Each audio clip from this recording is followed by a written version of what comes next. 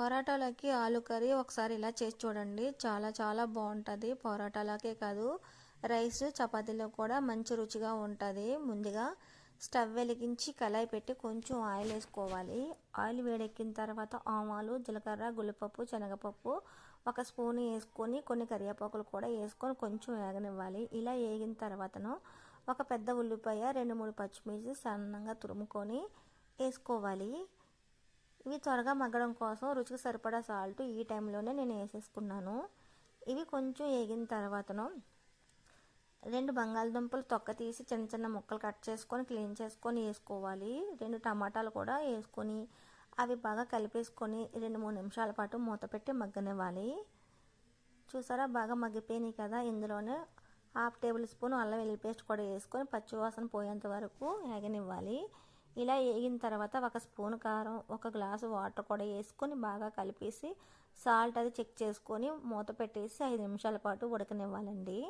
5 నిమిషాల తర్వాత కర్రీ అయితే తయారైపోయింది. ఇలానే దించేసుకోవాలి.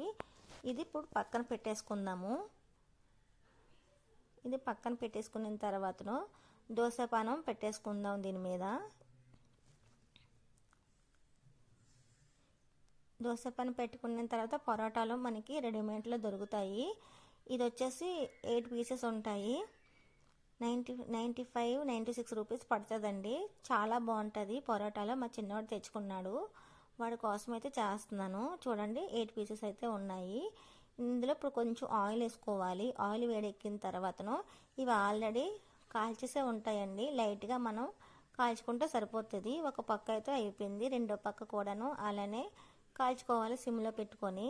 ఇదైతే అయిపోయిందండి. ప్లేట్లో తీసేసుకొని రెండోది కూడా అలానే వేసేసుకోవాలన్నమాట. చాలా సింపుల్గా అయిపోతాయండి. మనం ఎక్కువ కష్టపడకుండా ఒక 5 నిమిషాల్లో అయితే ఇది తయారైపోతుంది. దీన్ని ఇలా దగ్గరికి ఇలాగా అంటే పొరాటా పొరల కింద వస్తుందన్నమాట. చాలా రుచిగా ఉంటుంది.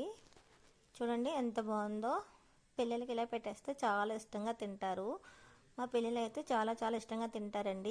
ఎక్కువగా తెచ్చుకుంటారన్నమాట. ఓకే ఫ్రెండ్స్, మరిన్ని వీడియోల కోసం మన ఛానల్ సబ్స్క్రైబ్ చేసుకోండి.